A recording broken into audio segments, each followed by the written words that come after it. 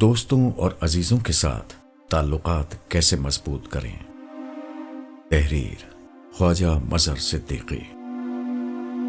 آج کی تیز رفتار زندگی میں جہاں وقت کی کمی اور مصروفیات کے سبب ہم اپنی قریبی رشتہ داریوں اور دوستیوں میں دوری محسوس کرتے ہیں، ایک اہم روایت کو زندہ رکھنے کی ضرورت ہے۔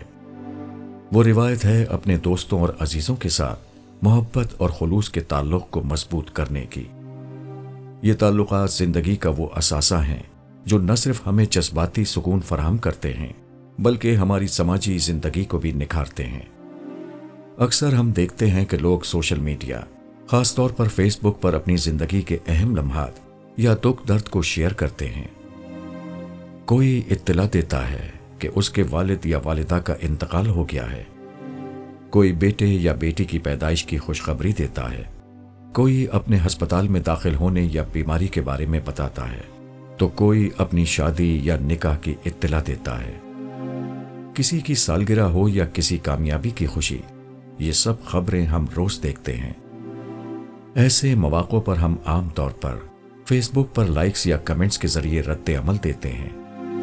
یہ عمل یقیناً اہم ہے اور اس میں کسی طور کوئی برائی نہیں، لیکن کیا ہم اس سے ایک قدم آگے بڑھ سکتے ہیں؟ کیا ہم اپنے جذبات کا اظہار محض الفاظ تک محدود رکھیں یا ان میں عملی خلوص بھی شامل کریں؟ میری گزارش یہ ہے کہ ایسی خبروں پر صرف سوشل میڈیا پر رد عمل دینے تک محدود نہ رہیں۔ تھوڑا وقت نکال کر متعلقہ فرد کو کال کریں۔ اگر ممکن ہو تو ان کے پاس جا کر ذاتی طور پر تعزیت، عیادت یا مبارکباد پیش کریں۔ اپنی موجودگی سے ان کی خوشی یا غم میں شامل ہوں۔ یہ چھوٹے لیکن قیمتی اقدامات تعلقات کو گہرائی اور محبت کی مضبوطی عطا کرتے ہیں۔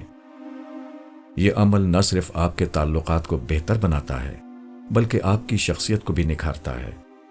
آپ کا یہ خلوص دوسرے شخص کے دل پر گہرا اثر ڈالے گا اور آپ کے عزت و احترام میں اضافہ کرے گا۔ آپ کے ان معمولی لیکن اہم اقدامات سے معاشرتی ہم آہنگی کو فروغ ملے گا، محبت اور بھائی چارے کے جذبات مضبوط ہوں گے اور دوسروں کو یہ محسوس ہوگا کہ وہ تنہا نہیں ہے۔ آج کی دنیا میں جہاں لوگ تنہائی اور بے حسی کا شکار ہیں، ایسے اقدامات انسانیت کے جذبات کو زندہ کرتے ہیں۔ دوسروں کے لیے وقت نکالنا نہ صرف اخلاقی عظمت کا مظہر ہے بلکہ یہ آپ کی دوستیوں کو دیرپا اور گہرا بنانے کا ذریعہ بھی ہے۔